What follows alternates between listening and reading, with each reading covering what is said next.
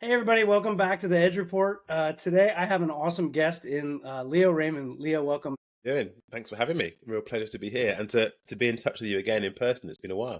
It has. In fact, it was February. It was the last time we met. First of all, happy Halloween or All Thank you. Saints It's Day. really definitely your celebration, not ours. Yeah. Oh, I know. And it's not my celebration. It's my least favorite of the holidays. It's huge in the But UK now. actually, besides the fact that we haven't really chatted in a while, I do feel pretty well connected to you over LinkedIn. Yeah, it's been really effective, hasn't it, to get the conversation going and stimulate discussion and make. I don't know. I find it. There are times when it does it can grate a bit when you're reading the same stuff and it's or you're reading stuff that seems kind of mindless, but at the same time, that ability to build a community of shared interest, I really like. Like, and I've really noticed you Yeah. have done a lot more, like, or maybe we're just interacting more, so I see it more in my feed. But like, there's a lot more coming from you, and you've sort of heightened your provocation and focus. It seems to me in the last year or so. Is that? Yeah, it's real fair. I have, and it's all been environmental literacy. Yeah, right. It's really sort of come to the forefront for me and sort of come into focus that this awareness and access to information is out there, and it takes a community of people to understand what Mm. it means to be environmentally literate. So that's the work you're doing. Tell me what you're doing with Eden Lab. What's up? So, I mean, it's growing, which is nice because it was a bit of a it took a risk by starting this thing, but I've really found that like there is a fairly narrow furrow to be plowed and a good one, which is how can you genuinely make companies transform and make them greener and cleaner? And how do you really kind of promote and support those amazing climate tech or companies that have climate solutions but aren't getting enough cut through?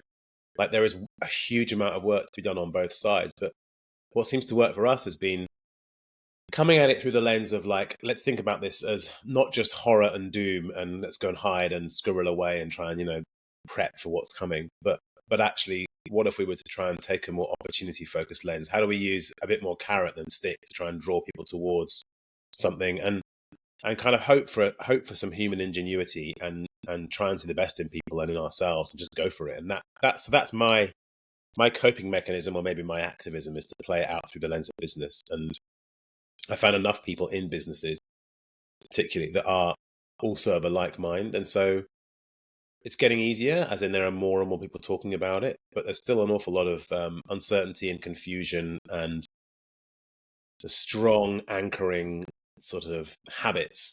The anchor of habit is strong and deep, isn't it, on people? And that's tough to break. But we're trying and succeeding, really. I'm talking in very general terms. I mean, Bravo. we can talk about real stories as we go, if you like, as well, right? Yeah, no, we will, and that's the beauty of this, right? Like we talked about what we could talk about, but I think first and foremost, bravo. I've not found a lot of traction in No, business. Unfortunately, I found a lot of resistance in business so far. It's only been a year, and I'm still finding my words, but I think I'm that's getting a really lot of important. support. That finding my words I think it's really important, like how you present it and how you create a door someone wants to walk through is at least half of it, I think. Sorry, I cut you off, but Yeah, and yeah, no, you didn't. To me, it's energy, right? So 24 years of entrepreneurship. I'm not a pup. I've failed more than I've succeeded. I've closed more companies down than I've sold. And I've learned along the way that I don't have the energy to sell this. People have to want this. yeah, that's interesting. And what I've realized in the corporate world, my words feel salesy, and it feels like I'm trying to convince people of something that's far more massive than needs to be convinced. So those are the words. Like I'm taking. It's funny. I wrote this morning. I was thinking, and I said climate. I wrote this word climate change, right? And I'm staring at a blank piece of paper, and I said it starts in science and it ends in politics. That's hard here. We're in a deeply divided country. Yeah, I think We've got a lot you of have a things tougher going on in the situation. U.S. Yeah, and we have our version of Yeah, that is a milder version for sure. But having said that, right, and it's easy. It's in corporate world, in business world, at least, it's definitely true that European businesses and society is more tuned into what's happening, and perhaps slightly more ahead, but there's still a lot of resistance, and mainly passive resistance. But there isn't the same weaponization of it yet. And then I guess, but look at these surveys. You see these global surveys, and I can't remember which one I've particularly seen, but it did demonstrate that like the citizens of many, many countries have a very similar attitude towards like climate change is real, climate change is bad, I'm genuinely worried about it. It kind of seems to be in the 70s and 80s for most countries, you know, like it's not, but it's what happens next after that. I have a great strong belief, you know, that there's like people aren't, most people aren't entirely dogmatic about it. Most people can see what's happening. Most people have a deep fear about their family, their community, their animals, their land, whatever, really. It's just that how to get from there to something workable that comes next is not really being well articulated, and there's a lot of doom and not much vision, which is why I lean into that more. You know, try to. Yeah, and I've wrote about that after this climate change starts in science and ends in politics. I thought about the fact that a lot of the senior leadership that I have access to has sort of a job, and then they have like a personal life. And when we talk about their job, a lot of times it's contributing to things that need better awareness, whether it's corporate packaging and sustainability, or whether it's, whatever, distribution and things that contribute to climate change issues at work. And then they get home and they're worried about it. Yeah. And it's this interesting juxtaposition of senior leadership has advocacy, can change, can bring better awareness through literacy and understanding at work, but has a job to do on top of that. Then home around the dinner table, looking at Valencia, looking at Helene, looking at wildfires, seeing the world around them and being concerned for their kids genuinely. Yeah. So we're at that interesting impasse in time.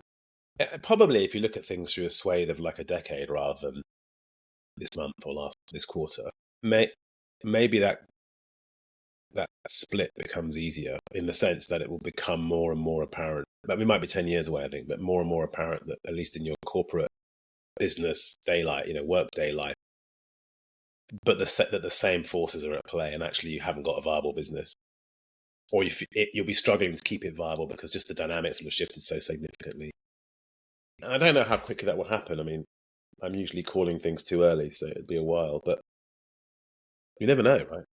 You never know. When you live in 90-day increments and you talk about things like climate change, 90 days isn't even a quarter second. So that's part of the problem, is that we live our personal lives, I think, and with longer views, longer term thinking. Yeah. But our work, our work world is in quarters. It's in 90 days. What are we going to do right now? And that's what's so interesting. I feel like there's two different measures of time. There's three. There's the geological measure in climate change. There's our personal horizons because of our own lifespans. And then there's 90-day cycles, which are it's interesting. Quarters, which are for shareholders. I spoke to a great guy recently who talks a lot about how he uses a metaphor of like a clock face, and like the second hand, the minute hand, and the hour hand. And we spend far too much time looking at the second hand, a little bit of time in the minute hand. I mean, don't spend enough time thinking about the hour hand, and that we need to think about the bigger picture and our role in that. And that's where personal satisfaction and impact will come from, thinking bigger. But I mean, go on. I was just going to say, the world around us, it brings us back to those perspectives, right? So it takes an event, or it takes something to shake us out of our second hand to look at things in the minute or in the hour. Yeah, and then I was doing a talk. It was a big sort of industry conference talk about a month ago when Helene was happening. And it's kind of interesting that you can stand up and do a talk, and I don't have to do much on the doom side because they've just seen the news. And I could say, are you guys aware there's like 5 million people in Florida trying to get on the road? There's no petrol left, no gas left. And you can use that, you can drop that as like context, which makes it feel real, and then get into the so what's. And those things used to be fairly infrequent. And now I've got another one coming up, in about 10 days, big audience. And it'll be the same. It'll be like, you saw what happened in Spain, right? And I don't need to say anything else because I don't want to take them down that. I don't want to spend the whole time talking about how we're all in deep trouble. I'd rather say, what might you do about it? And I don't know if we'll get ourselves out of this or if our kids will. But I could choose to believe that we're all dead and it's all done. And I'm not sure it gets me into a place where I can do anything useful. So I'd like to believe, not like with naive optimism, but with a kind of slightly fatalistic optimism that we should give it a damn good go. And I'd rather die trying than either have ignored it, which is really the easiest option, was like, forget it, carry on as normal, doesn't affect me. Or which I think much more common, and LinkedIn's particularly bad for this, which is like, let me tell you how bad everything is. Like, there's a lot of like, this is terrible. And I guess but I feel like they're constantly talking to each other about how terrible it is, and it creates this sense of desperation. I'd rather see those posts about like, hey, check this out, this is a really good idea, don't carry as far as the ones which are like, hey, check this out, it's still, isn't it awful?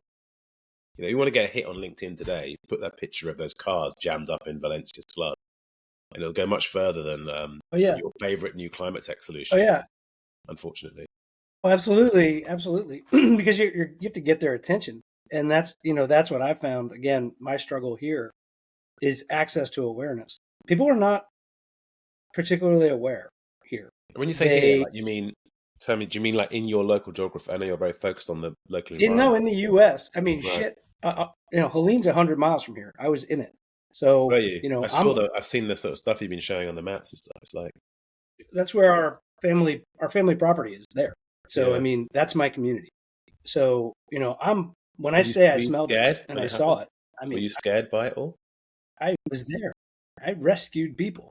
I was there. I used chainsaws, my hands, my nose, I shoveled shit out of people's houses for days. I was there. I was in it. So, like, to me, my level of awareness is maybe at a different level because I've seen the destruction. And this isn't the first time. I lived on the coast of South Carolina. We battened the hatches a million times. We got in the wrong lanes and did the 2 million people leaving the coast fleeing at the same time without gas. Like, I've been doing this my whole life. Yeah. So here we are, right? 20 years later, still having the same conversations because they as us is what came out of this last one. Mm-hmm. FEMA response, the state comes in and responds, the federal response comes in, insurance fails to cover, economies cost more money, ecological disaster, on and on and on and on.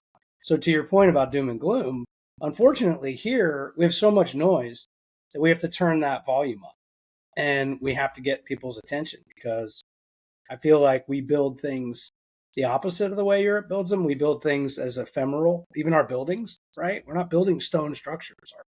Our construction code, looking at Valencia, that water's pouring around those houses. Here, the houses are gone. Yeah, right. So it's like, it's just totally different. Yeah. I've often thought that the money would be the thing that would, by which I mean the personal cost of inaction and the personal cost that comes from fixing, I guess you're seeing it firsthand, but fixing things and reparations after environmental disasters might be the thing that would sort of begin to get people's attention. So I noticed, for example, I've been talking about this, like the inflation in food prices, certainly in Europe, but in the States as well. Like, I was looking at the rising cost of orange juice. So I guess Florida will have that problem. I'm sure the trees got damaged by that this year. And the rising cost of insurance premiums. So you can kind of ignore it, or maybe not if you're living in the path of a hurricane, but more generally in the States or wherever in Europe, you can sort of choose to ignore it and carry on with your holidays and go skiing and whatever else. But it's coming at your pocket anyway. And sooner or later, I think that bites. I think so. It sure is. Yeah. Well, so much for not talking about the doom and gloom. But at the end of the day,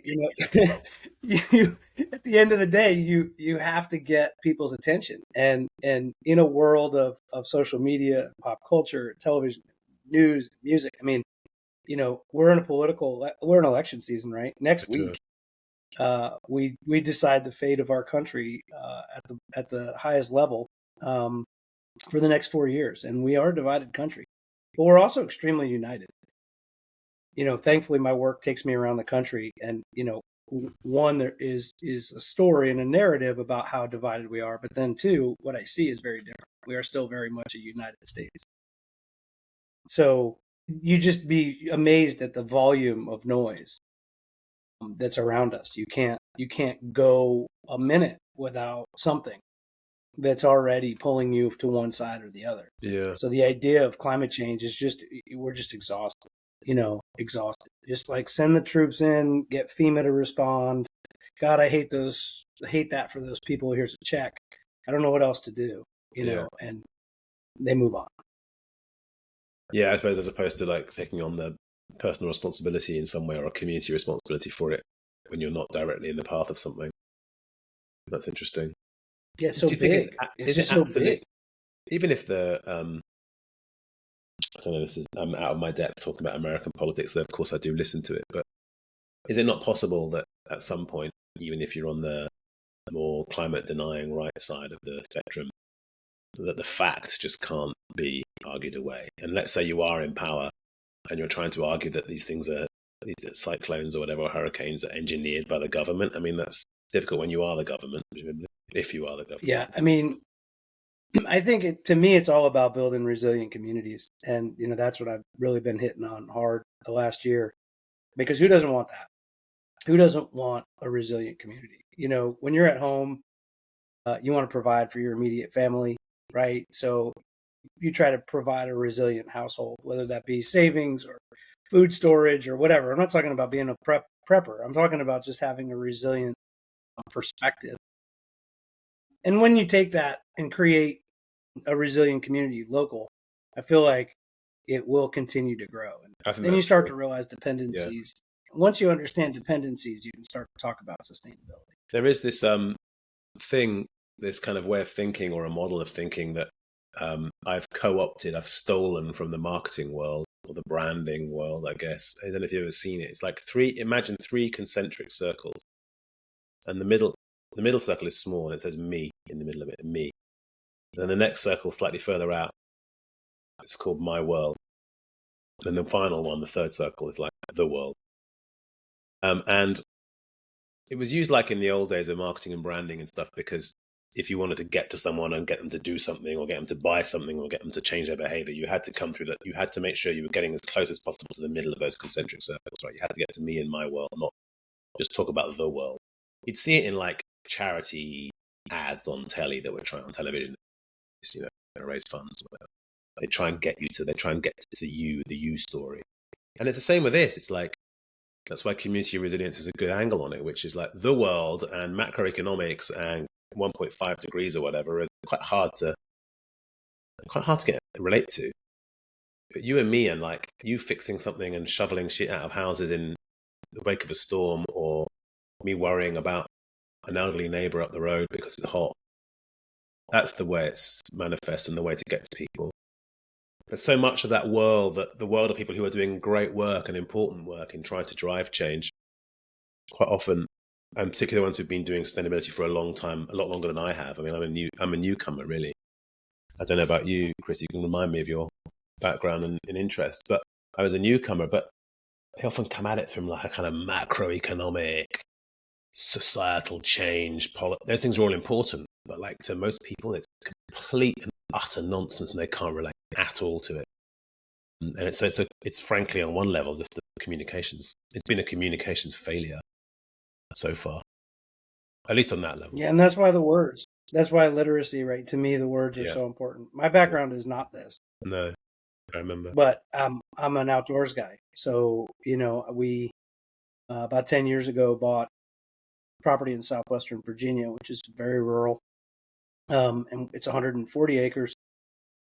And I got into regenerative agriculture as a result of being out in the woods. Yeah. And looking at regenerative agriculture, outputs, inputs, and learning the science behind monoculture cropping and the science behind modern farming, I was exposed to so many things. I came at it from microbiomes. I came at it from soil structure. So we want to talk about starting at minutia, and then nematodes, and then going all the way up. Well, that's to good. There's an inner the concentric circle, which is like inside me, like your exactly. microbiome. The dot in the me, exactly the pixel in the E of me, right? Totally. You've just changed like a 20-year model in my head. Good. That's good, awesome. Yeah. Quite right. But no, my world's corporate real estate, which is crazy because 15 years ago when I started the company that currently pays the bills, we were building office space. So when I talk about a different time, Mm. right? Office space, workplace experience, workplace strategy, distributed teams, remote work, all of the buzz of all of that right now is sort of the echo chamber that I live in. So when I hear it, I'm like, guys, like none of this matters. Like, why don't we just choose a greener way to do things? Why don't we just choose a better, more efficient way to do things? As an entrepreneur, I look at the tools I have, the Mm. resources I have, and I try to avoid waste. Like my bottom line depends on it. So if I can do a cheaper thing or use a better tool or use a more sustainable solution, I just do it. But if I have the resources of a global corporate, I'm not sure that would have that same perspective on the value of those resources. I might just throw money at Yeah, I see what you mean. Well, even they, at least the most advanced ones and the more intelligent ones, and maybe not you wouldn't say it was the consensus amongst necessarily the entire corporate community of a giant global business, but there are enough people in there that are beginning to see like the resource constraint implications, the business as usual problems coming down the line that, and I think it's different if you're probably in your like early 60s and you're at the top and you're on your way out, then you can probably see it out according to the old model. But if you're younger than that, you're going to be working with this thing for like a decade at least, maybe 20, 30 years. So at that point, it behoves you to kind of take a different approach to it, I think. Even just from and I don't mind pulling on like people's selfish career preservation motivations. Like, that's whatever. I don't care what your reason is as long as we get to the outcome. It's quite Machiavellian, but I think it's important to me at least. So it. Yeah, I I appreciate bump into people who are up for this stuff. They do see it. They're trying really hard, and they don't have easy paths to follow because it hasn't been done before, really, or at least not in a way that in their company that works with their processes and their boss and all that stuff. But there's a lot of latent energy inside those places, I think. there is. I thought the I building use the environment. Sorry, go on. I was just going to say I use the analogy that this path doesn't have footsteps, and Yeah, that's one of the things that I think is really interesting. And corporates love the beaten path, right? They want to know the tried and true, the risk yeah, averse way. Like that's fine, but like I can't really carve that path in my career because it might be political genocide. It takes a lot of balls to be wrong in a corporate environment, and some just have zero tolerance for it, right? mm, Because you're living in quarters. So if you have three consecutive quarters where the performance isn't right or the efficiency is off because you're building or you're thinking about something or you're learning something, it's not acceptable.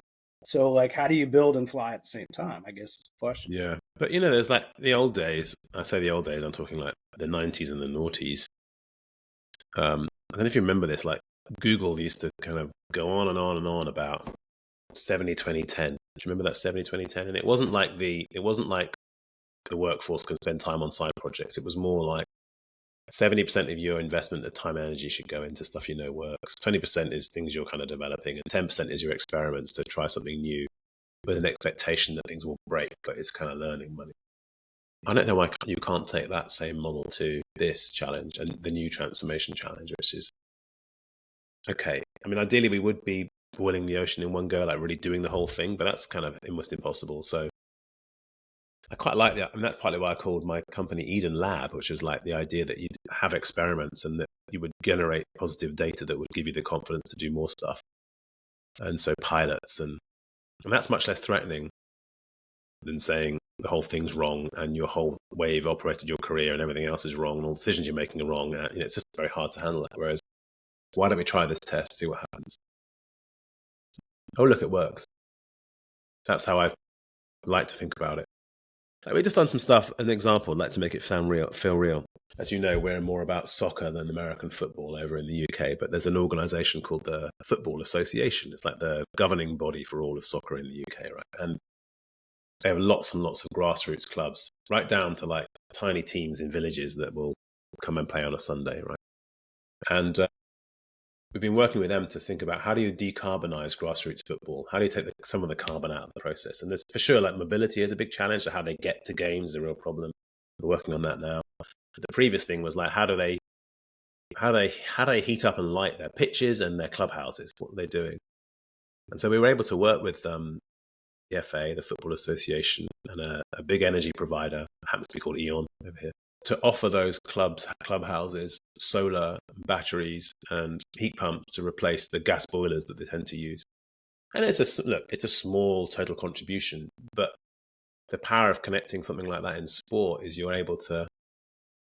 People care about sport a lot. In terms of me and my world, like football sits, and soccer sits near the middle. So you're already in a passionate space, and you're already talking to people when they're receptive and interested and engaged. And so we've got early data from the first clubs that have done this work and have replaced their gas boilers, and they put these new solar and batteries and stuff in, and it's proving to work. And the most important thing is they're saving money, which they can invest in other things to do with football, be it a new kit or I don't know, improving the ground.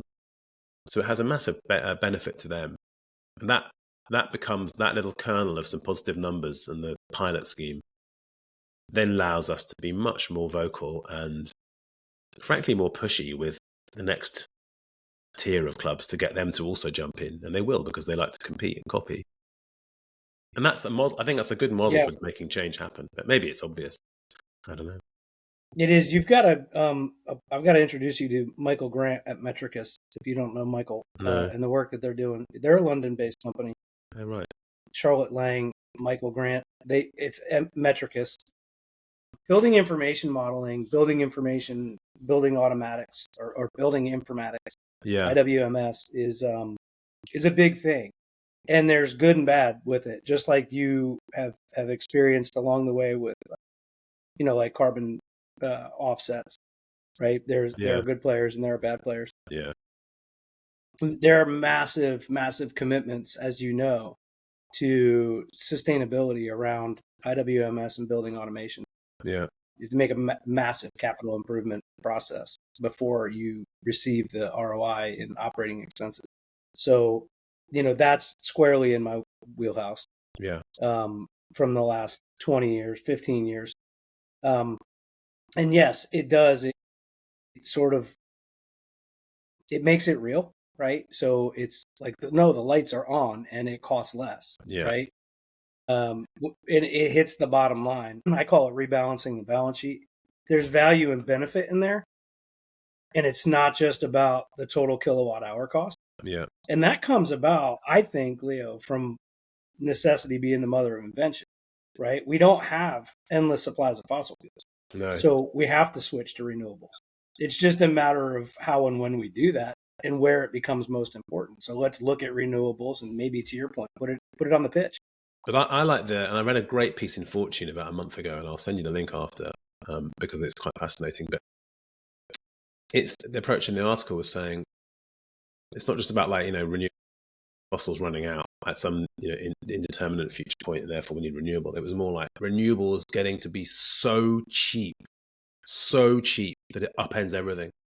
Like in Europe at the moment, there's been some hours where the cost of a kilowatt hour is something like minus 20. I can't remember exactly. It's like minus money.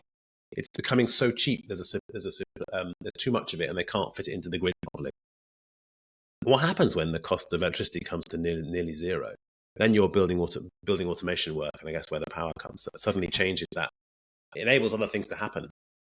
And I think that's the point in the article, in the Fortune article, was that it's not an environmental movement. It's a technological and market shift. And things like solar, they're like technologies. They just come down in price over time. Get your head around it and get on with it. I thought that was for me, that was an interesting perspective, because the rest of the article is like, we're not doing this for Greenpeace. We're doing this because it makes sense from a business point of view. And that's an interesting, I think it's a pivotal moment emerging, or at least around energy. And energy so influences everything else. That, what does it mean to have a near zero cost of electricity model in the future? What does that mean for what business models could you create off the back of that are different to the ones that exist today? I mean, I don't have the answer, by the way, but I'm quite fascinated to explore it. We're doing a lot of that work here in the States, for sure. And that's one thing that I do love to see. We have, I think, at last measure, I think we have 4 times the entire grid output. We have 4 times ready, plug-in ready at the grid.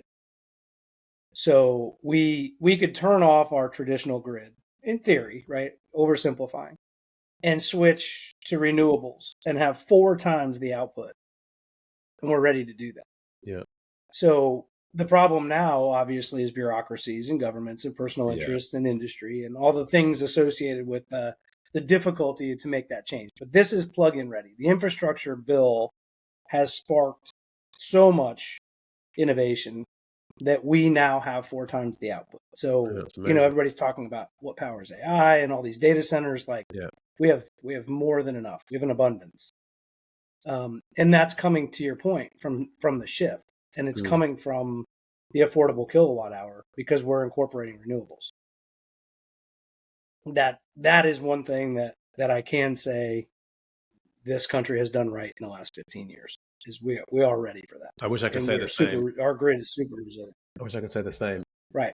In UK, there are moments when renewables is powering the entire country pretty much. There's hardly any gas being burned in the generators. But actually, it's China, isn't it, that's been doing the most amazing subsidized gigantic shifts on this area. I think China last year installed as much solar capacity into domestic settings like rooftops as the whole of the UK's energy need in 1 year. They just did it.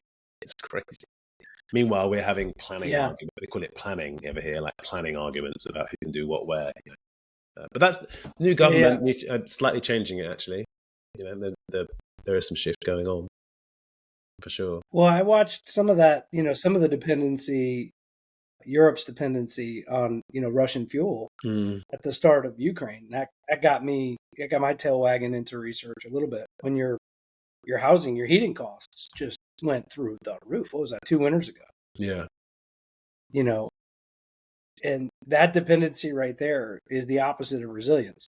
Right. So the consumption model into sustainability, that's how I look at these things. Is if you see that dependency and you can break that dependency and create a resilient community around that, then you can start to understand your consumption. That's what you want to sustain. Yeah. You don't want to sustain a system of shit. We want to sustain a better system. That's right. And maybe that's not even sustain isn't even the right word in some ways, but I think you're absolutely right. There's an interesting bit of work being done, and I think it's happening in the US as well, of course, but where how do you, for example, put the generation, ownership and distribution of power, electricity into the hands of the local community? I guess you're looking at this, but and how do you store the excess so your community has a battery fully charged up the street when you need it, rather than having to buy it from someone who's controlling it at a different price miles away? I think that community-owned system of energy is really interesting. It's certainly it's not happening in my street in suburban London. There's no one talking about it. There's no evidence of it. But 10 years from now, I mean, maybe, right? Kind of interesting to see what that would look like. And would we all band together to do it? Perhaps. But it's quite a big psychological and behavioral shift from where we are today. One thing I do know is that let's shift humans are that herd back animals. You got to think about it's the dependency thing again. So, when you get back to doom and gloom, I'll give you an example. The hospital in Watauga County in Boone, where Appalachian State University is, that was hit hard. Their disaster recovery plan was 72 hours. So all of their systems, their water systems, their power system, everything was built based on a 72-hour outage. Because heretofore, all the distribution systems that could support their outage would respond within 72 hours. What happened was the roads washed out. Yeah. And the road system, that the most basic analog system that there is for distribution. So the diesel trucks couldn't get back to the generators. The propane trucks couldn't get up to the generators, and the water trucks couldn't get up to the water. So our disaster recovery planning went from 72 hours to 240. Right? It was 10 days. Wow, yeah. So that right there tells you that a distributed infrastructure or a decentralized infrastructure network, deep in technology, is super important. And we do have the NREL, which is the National Renewable Energy Lab in the U.S. is working on it. We have to stabilize our power grid. To stabilize our power grid, there's nothing more secure than decentralization. So yeah, it's absolutely going to go to potentially back to me, right? On your concentric circle. Yeah. Put the power back at me. That's interesting, actually. I'm working with some guys in Europe who, maybe you've heard of me talking about them. They're a company called Deep Green Technology. But it's interesting. Have you seen that? It's like edge computing and using the spare heat generated from servers to warm up things. And their pilot projects have been warming up public swimming pools, baths, public bar, whatever you call it, public pools, to provide free heat to the local community so they can swim in the warm water. And then the water from the pool cools the server, which is about half of the operating cost of a data center. But they're doing it in a very distributed way. And then the vision that the chap who runs it, Mark Bjornsgaard, has is that you can put these little data furnaces into everybody's house.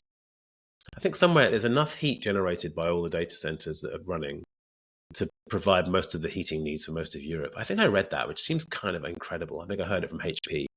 It seems like it can't be true. But but it's a distributed model. It's like that. It's a completely different way of thinking about it than sort of piping in gas from down the tube, that methane down the tubes that we currently do to turn the heating on over here anyway.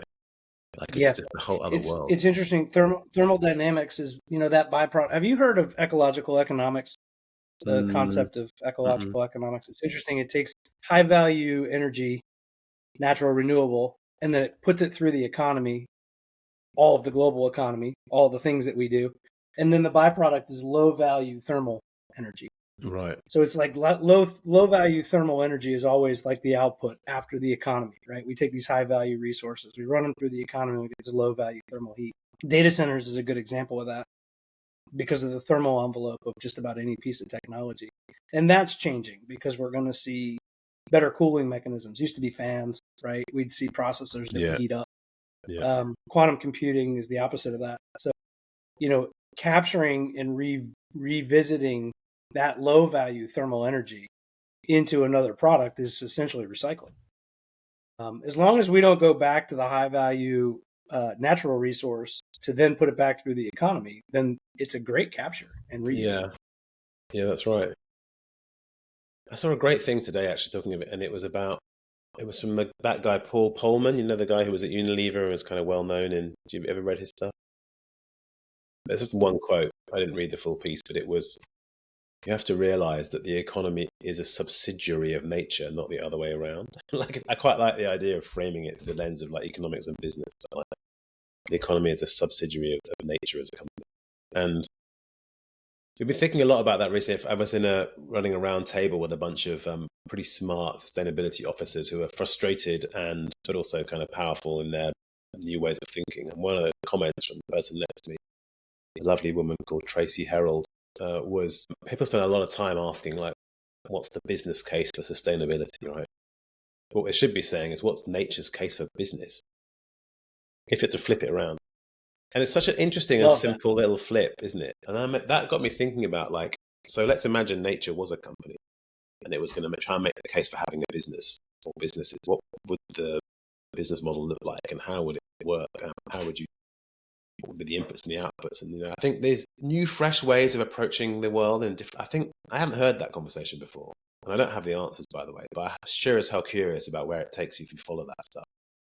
Maybe this is being done elsewhere on the internet and I just haven't come across it and everyone's figured it all out already. But I don't think they have.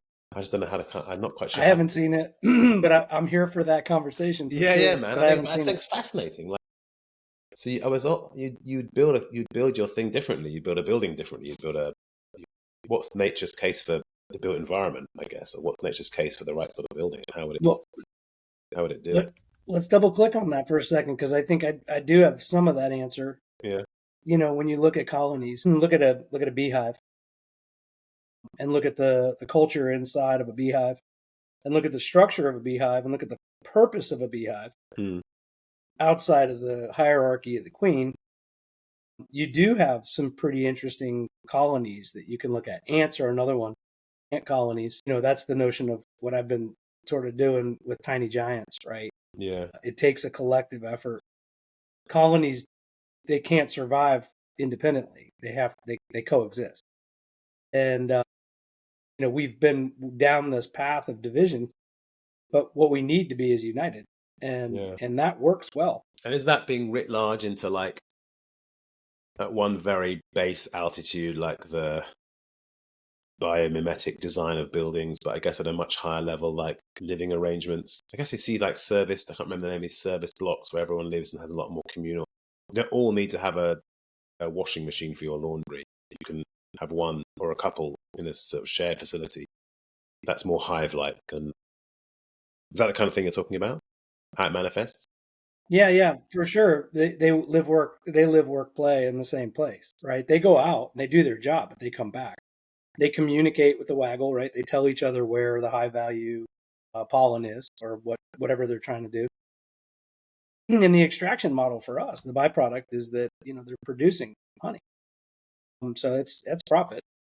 They're producing a better environment. They're producing a more sustainable environment because they're insulating themselves from the winter. And by the way, when their environment doesn't work, they up and go. They swarm, and that's natural. But yet we don't. We anchor, and we fight to keep and maintain. They just move on and continue their path. Elon Musk. Bees and ants are Elon Musk fascinating. is swarming to Mars, though, right? Yeah, I think he In is. And theory. yes, he is. He's an interesting fellow, isn't Yeah. Let's not get into that. he? No, we should dig All right, deeper on this let's not. theme. Let's dig deeper on this theme of like nature-shaped businesses and nature-shaped expressions in the world. I think it's one thing because it was done for. There's been a lot of biomimetic design in product innovation for a long time, right? Like the story around that swimsuit that's supposed to be that famous American Olympic swimmer had a swimsuit that was mimicking shark skin, therefore was more frictionless in the water or something. So it's been done at that level, but where is the application of the same sort of philosophy at a business design or organization design or even society design level? How is that coming forward? And it's Well, funny because we often one don't. thing that I've learned. It's flatter, right? That's just one thing, is that it doesn't have 700 departments and 300 bosses. That's for sure. Yeah, I guess not.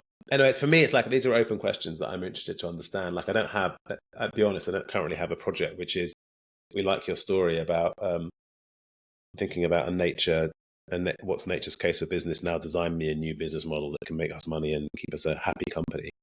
That's the brief for Eden Lab, like my own business. I'm thinking about it in that context. It's a small thing, but it'd be kind of cool to do that for somebody and explore how you'd make it work. It'll take a year to turn that into Yeah, I reality. think the work that I'm working on right now is through resilience. And again, my equation and my words are still sort of, we're still working them out. But it's a resilient team or resilient organization, a resilient community. If you have a team agreement and we all agree that this is the intended outcome, and we're working together, and we continue to have resilience through understanding dependencies and understanding humans and understanding the complexity of humans, but then we know that the byproduct is honey, then why don't we act and behave more like bees? And I think that you can do that at a team level.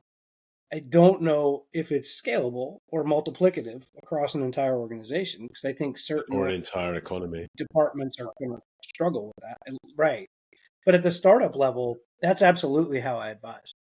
I advise that they start building through natural systems thinking, and they automate whatever they can right from the start. Do you think about resilience is an attractive word, particularly given what you've seen physically, literally in the last few months. But it carries to me like there's a certain psychological disposition that comes within it for me, which is like resilience feels like being tough in the face of an external threat. And it sort of leads you quite quickly to the psychology of being besieged by what's happening.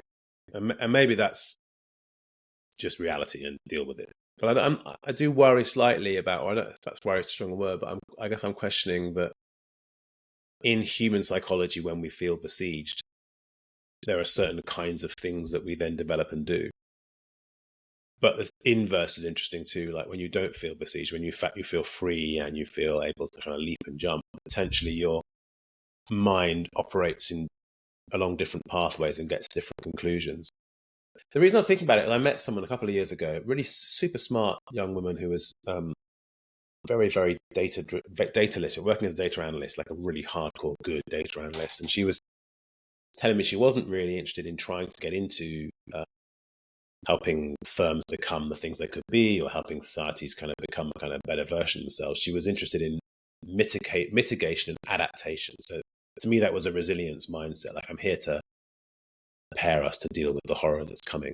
And I kind of thought, like, wow, that is a probably realistic but quite scarily dark view of what comes next. Am I making sense in the kind of distinction I'm trying to draw between like being on receive versus on the going out? I don't really know where I'm going with it, but No, I am I love it. naive? This is where no, I don't think you're naive. I think you're the opposite. I think you're realistic because I think people like it's like the inflamed state of a human, right? When we fight or flight and Yeah, we get to the inflamed state, we're thinking differently cognitively. So it's a very good point. And, along with resiliency, where I'm going is immunity. So, right. you know, the host needs to be the health of the host needs to be improved so that the external threats Yeah, yeah, are yeah, naturally either avoided or right. So like look at it like medicine, right? We go to the doctor here to get the pill to feel better. The doctor tells us you really should not be drinking, eating, and you should be moving more. We don't want to hear that. We just want the pill, right? yeah. So improving the immunity of the host is what I look at in terms of resilience. I think that's So good. that's my Yeah, perspective. And again, I'm working through the words, no, and it's good because but that's I how I think it's look at it. proactive.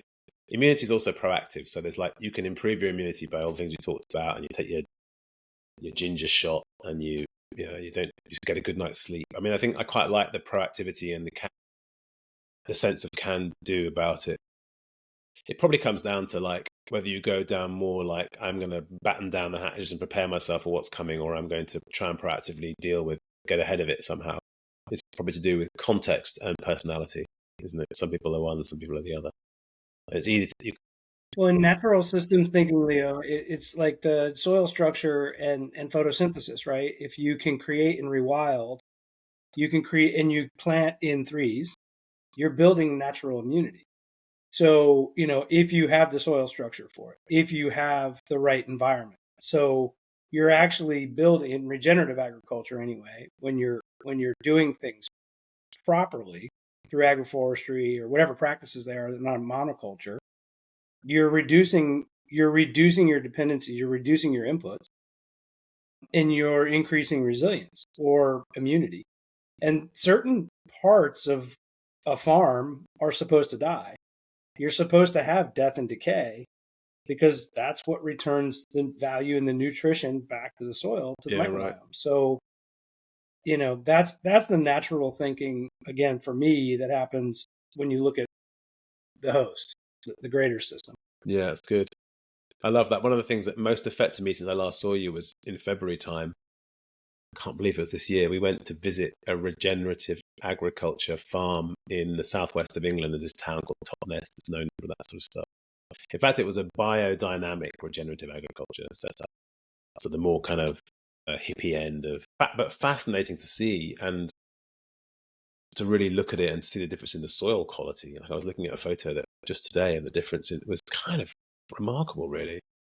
Although I met someone recently, you'll have a view on this, I think. I met a guy recently who had been working in one of those, historically had worked in one of those big agriculture, agri-tech firms. I won't say who it was. And he told me that some of their work had been done and they'd looked at, like, there's a big story around regenerative agriculture and how it captures carbon in the soil in natural ways and keeps it there. But he was saying that, yeah, it keeps it there, but you have to not till it for like 25 years. And that actually the capture rates and the kind of keeping it in rates are not as good as we think. And that he wasn't trying to, but he was kind of slightly undermining my faith in regenerative agriculture. Is that wrong, by the way? I haven't done any more digging on that, but is that true? You know? It's I think again, it's tied to output. So if you have a multi-billion-dollar consumer products company that needs to produce corn and wheat on a quarterly basis to keep up with your supply chain, yeah, that's a much faster. That's the second hand, right, that you were Yeah, mentioning earlier. yeah, Regenerative farms don't operate on that time frame. So no-till is not a problem because regenerative farms don't have outputs that require trucks to ship daily. yeah. So it's about the intended outcome. They just don't have to produce at a rate to mass produce. Yeah. So it slows the clock down. And by slowing the clock down, yeah, you could till the top inch and not touch the soil structure and get soil contact for seeds and continue to keep all of that carbon sequestered. But if you till a foot deep and you do it every year, well, hell, you do it twice a year because you're going to replant. You're even going to till when you cover crop. Essentially what you're doing is the sun will continue to disinfect, so to speak, Yeah. sterilize all of the microbiomes that get tilled up to the top. So that requires chemical fertilization. And then you go down the path Same of old road. dependencies. Yeah. So it's a long answer, but I wouldn't say that it undermines it. It just maybe undermines it for the intended result within that expectation of time. Yeah, maybe that's right. That's interesting. Anyway, the thing I'm interested in is the fact that the nutritional value of food has been falling as we've been doing these industrial processes around food production, and we're wasting it all. Whereas we could have higher nutritional value, therefore more health, and also make it more available to people who haven't got high incomes. If we didn't waste so much and we did it, I mean, it's insane. Is there? Are I have you a food seeing in like? scientist friend. Let me tell you exactly how much we're doing that. I have a food scientist friend that is studying the nutritional value of carrots in the United States, and in 20 years, because it's 20s, in 20 years we've lost 20% of the value of a carrot. So nutritional value. So 20 years ago, the carrot that you and I ate when we were younger and more fun and had more hair, that carrot in the United States, now you have to eat 20 of those same carrots to get the nutritional value back out of it. So what we're eating is a 20th of a carrot. It resembles a carrot, but the value of the nutrition inside of it, it would take 20. Are So you you saying have to it's down separate. like 80%? Yeah, it takes 20 carrots. 20 years ago, one carrot had the nutritional value of X. Now it's divided by 20. So are you seeing like I've 20 got years. And this is crazy. I haven't heard a that's number real. like I haven't heard like a hard number like that. I've seen evidence of stuff and I've read about it, but I hadn't realized it's. I mean, if that's it's bad.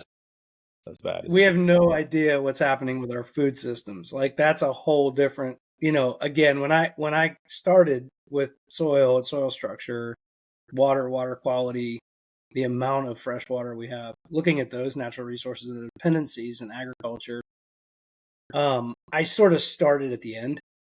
I got this inverse perspective, right? I got the I got the pixel in the E of me, which scared the shit out of me. And then I came out bigger and bigger and bigger and bigger. And I'm like, man, people don't even realize like any of this.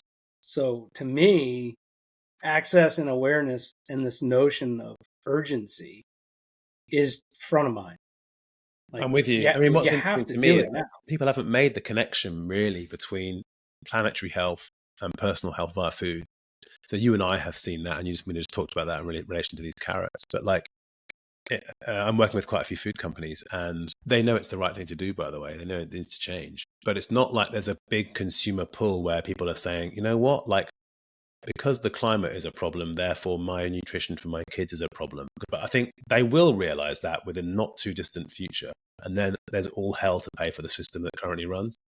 I've seen two examples in the UK in the last 3 months of food providing companies, so food makers, food companies, using the word regen on the external packaging of their milk and bread.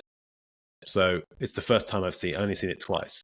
And generally, it's not a word that's used. And people, if I went down the street and said, "Are you into regenerative?" no one would know what the hell I was talking about.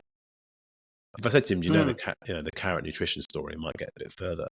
But I think it's coming, and it's going to be massive, massive, massive, massive. But today, people don't make that connection. They might make a connection between salt, sugar, and fat, and health. But taking it any further back into the sort of planetary situation is hardly anyone's doing that. But they will. Yeah, and as a marketing guy, I think that's got to be really interesting for you too, right? I mean, we went through fat free, we went through diet, we went through, organic, we went through free range. Let's not go through regen because regen means something completely. That's Good interesting. Yeah, Lord. it's not just a label, I suppose, in a way. Although, funnily, that's interesting. Because why? Because it's a much It bigger, best more not be. systemic philosophy than just a label or a claim. It's a practice. Yeah. So if they start using a practice like organic, that was a practice and we blew through that. Why is that? Organic now, Why is that? like why why why is what? Why did Why do we organic blow get? through it? Or Yeah, why? yeah, that. Well, I mean, I can only speak to my experience here because it costs 40% more. Right. Yeah, yeah. So organic must be better. So it's a cost value proposition, right? But organic doesn't mean shit in the United States anymore. Because it was just not people don't care, or it's been devalued, or it's not seen as worth the money, or Because the process has been bastardized to a point where the value of what organic provided at the beginning and the value of what organic provides now are two different things. right. That's interesting. So, like regenerative agriculture, the value of regenerative agriculture is all in the value of capturing waste and putting it back, putting to value and benefit back to the host, and not being an extractive model, right? So always returning more value and benefit to the system than you extract. It's like the opposite of the US economy. So if Yeah, we get right. into regenerative on a package and it's not putting value and benefit back to the host, I'll give you an example. I think, are you connected with White No, Oak pastures in Georgia? Will Harris. no. Will's like one of the foremost regenerative farmers in the United States. He's got 5,000 acres. Right. Not all of it is his, but anyway, he started 25 years ago, and his next door property is a monoculture property, and he's got these pictures, aerial pictures. He had soil sampling done for some pretty heady certification process that he was working on that he wanted to make sure he was validated. And they took some soil samples from the property next door, and it's a monoculture farm. The monoculture farm had the microbiomes of asphalt concrete. That's how much value was in the soil. It was the same as a parking lot. Yeah. Bloody They hell. can still get something to grow out of it. I mean, We've so all it's seen, like, we've all seen what The do you want to Martian. do? Maybe that's what was happening in that film, The Martian, when he got potatoes out of the ground. He must use a shitload of fertilizer. Yeah, yeah. I mean, they use it every year, so it's still working. The problem, there's no topsoil there. There's no. I mean, it's all been run off, Yeah, and yeah, that's another part of it is the soil becomes hydrophobic, yeah. right? So you run into these issues here in the States. Some of this flooding, not the dendritic system Same in flooding like Spain. we saw in Helene, but some of the Same in flooding issues Spain. we Yeah, have is because yeah. the Same soil in is Spain, apparently. hydrophobic. Yeah, so like that plays into it. Maybe only 5 or 10%, but that soil that needs to be running down the root systems and hitting back into our aquifers is our fresh water system. So, again, not a problem everywhere, but certainly a problem in a lot of places, especially drought. But Drought's let's think. another issue. Let's go back then to the thing you were saying about like you can't treat regen as a marketing label that or an aspirational thing without understanding it's a practice and it's a philosophy and it's this idea of regenerating and restoring. But I think that's really interesting, and I think you could get to a place where like, and I have a strong belief in this, but I think it's early to call it that the future, the companies of the future, and the practices of the future, and the products and the lifestyles and the brands of the future that will really, really dominate and be the ones that everyone aspires to work towards will be those that are restorative or regenerative. We'll choose our language better when we get nearer the time. But I think, I don't know we need it now, but my point is like it will become the height of cool to not be extractivist. It'll be the height of cool that, and I like to think about a way that like my company can do that. We haven't done enough work on it. We've got a board meeting in December, and I think we'll make that a big theme on the table. Is like how will we ensure that the work we do isn't just like, because I think the work we're doing is improving sustainability, and that's not bad. But how will we make Enlab a truly restorative business in some way? It's like improving nature as a whole. I think those are the kind of questions that are interesting, because I think people will come to a place where the world is so screwed and destroyed and wrecked that we will need to feel that there are some people who have got heroic ways through that we can also copy and mimic and be a part of, and we'll look for hope in that way. That's where I am right now. I don't have to look very far. I see the world as screwed and wrecked. Unfortunately, it's, I've got two kids that are 15 and 17, and I ask Yeah, them right. Me all the too. time, what is important to them. The things that are important to them are exactly what you just said. It will be cool. It won't even be cool. It'll be necessary. Well, They'll yeah. look back on it and be like, do you remember when we used to operate in extractive processes where we were taking more than we were returning things? Like it doesn't even make sense. No, it doesn't. And I mean, imagine, like, just think about that for a second. Do you have extractive practices at home? Do you have a limitless supply of money and resource just to go out and blow? No. Right. So, like, how do you do that? How do we do that? That's why I love ecological economics. When you look at ecological economics, you're starting to think about restoring, I always say rebalancing the balance sheet, putting value and benefit back in the balance sheet, Yeah. and not having an extractive model, making it circular. Yeah, it's interesting that. I'm speaking to a supermarket. What do you guys call it? A hypermarket, a market company this afternoon in the UK. Sure. So about regen. So it's like this is a pretty interesting primer. Good. You might bring a different perspective after this. Well, this was I hope fun. so. We're at an hour, so I did bring candy for you, but I can't. It's because, for what it's worth, Thanks, man. chocolate apparently is too expensive now, so there's less of this in kids' bags. Yeah, so But I did bring some of this to you. I'll probably just eat it. But I enjoy it But on I my do have to part. ask you. I want to finish. I want to finish with a question. So I always like to sort of help categorize my guests just in the back of my mind. So I'm going to give you sort of three adjectives, and you just choose one that you think you most relate to. Do you most relate to being a maverick, a maestro, or a misfit? That's crazy. Misfit. See, Maverick to me is interesting, but carries like overtones of kind of reckless wildness. And Maestro I like because of the kind of ability to kind of conduct, but is also slightly um, controlling. But Misfit's interesting because, like, it feels most instinctively true. I like the idea that it's the odd bits that don't fit in when you're looking at like a pattern or something. When you're looking at data, it's the odd bits that don't fit in that are the ones that provide the enlightenment to what comes next. Thank you, Leo. I appreciate you sharing the time with me today. Hey, it's a good chat, Hopefully man. you'll Thanks for bring a being so different wide perspective ranging. to your grocery store. But thanks for being so wide ranging as well about just going with the flow on this, because it's nice to not have to, just to see where it goes, right? Yeah, I think that there's some authenticity to that. The theme for this season is emergence. I'm at that point now where I'm anxious to see what comes of this. That's where I am in my journey as well. I've spent the last 3.5, almost 4 years learning and practicing. Yeah. And now it's kind of time to start applying. So I'm at that point of emergence. Yeah, that's good. And these conversations are very, very helpful. Yeah, that's good. That's really good. Amazing. Well, let me know what I can do Well, to thanks for support your or help. time. Apart from just loving your stuff on LinkedIn, but let me know what if I can lean in. Let me know how. Yeah, well, I think there'll be a lot of opportunities. There are some concise words that I'm trying to put together, so maybe you can help me with that. Yeah, for sure. More than happy. Well, thanks, Leo. Awesome. Take care. I'll speak to you soon, Chris.